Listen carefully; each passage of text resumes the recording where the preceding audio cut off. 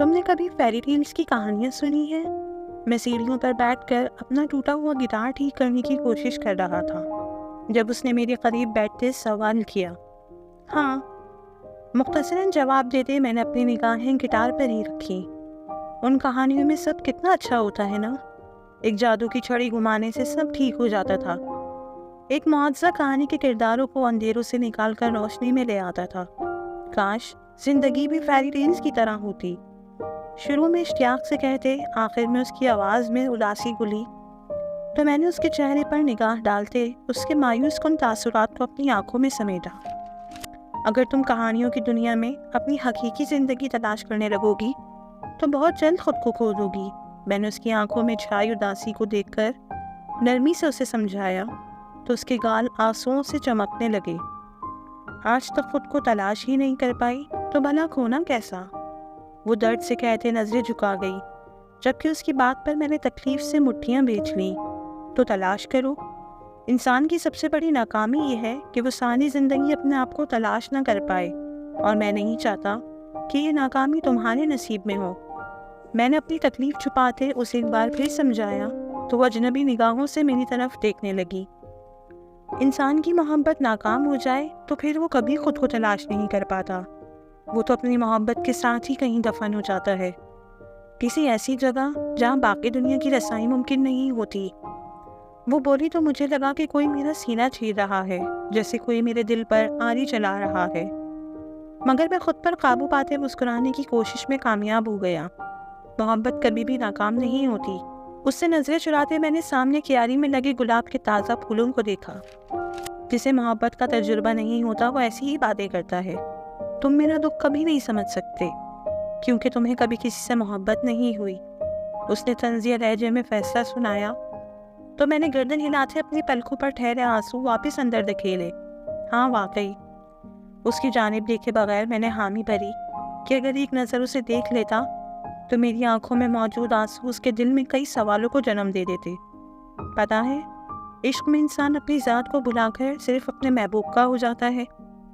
وہ اپنی ذات کی نفی کر کے اپنا سب کچھ اپنے پسندیدہ شخص پر قربان کر دیتا ہے، اور پھر جب وہی شخص دھوکہ دے تو دل چاہتا ہے کہ انسان فیری ٹیلز میں چلا جائے جہاں آخر میں سب ٹھیک ہو جاتا ہے۔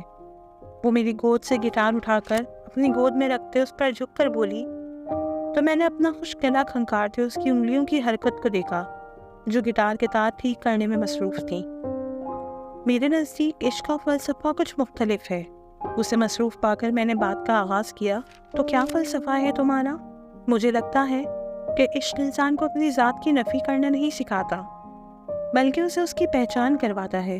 انسان کی اپنی ذات سے پہلی ملاقات ہی تب ہوتی ہے جب وہ عشق کی پہلی سیڑھی پر قدم رکھتا ہے۔ یہ دنیا کا سب سے خوبصورت جذبہ ہے جسے ہم نے درد اور اذیت کا نام دے دیا ہے۔ میری بات ابھی مکمل نہیں ہوئی تھی کہ اس کی کھوکھلی ہنسی نے مجھے خاموش ہونے پر مجبور کر دیا۔ یہ مثبت باتیں صرف تب تک ہوتی ہیں جب تک انسان خود اس کشتی پر سوار نہیں ہوتا۔ خیر، میں دعا کروں گی کہ تم اس اذیت سے کبھی نہ گزرو جس سے میں گزر رہی ہوں۔ تمہیں اندازہ بھی نہیں ہے کہ ناکام محبت کا بوجھ اٹھا کر جینا کتنا مشکل ہے۔ اس نے مجھے دعا دی تو میں نے مسکراہٹ چہرے پر سجائی۔ محبت کا ایک اصول ہے، جاننا چاہتی ہو؟ میں نے گہرا سانس لیتے اس سے پوچھا تو اس نے اس بات میں سر ہلایا۔ محبت ہر انسان کو اس کی سوچ کے مطابق ملتی ہے۔ یہ انسان کے خیال جیسی ہے، کسی کے خیال میں یہ تکلیف دہ ہے اور کسی کے لیے یہ باعث سکون۔ تم محبت سے جیسا گمان رکھو گی وہ تمہیں ویسی ہی ملے گی، پھر چاہے محبوب لا حاصل ہو یا محبت ناکام۔ پتہ ہے زیادہ تر لوگ محبت کو اذیت کیوں سمجھتے ہیں؟ اسے توجہ سے سنتا دیکھ کر میں نے سوال کیا تو اس نے پرسوچ انداز میں سانس اندر کھینچا۔ کیوں؟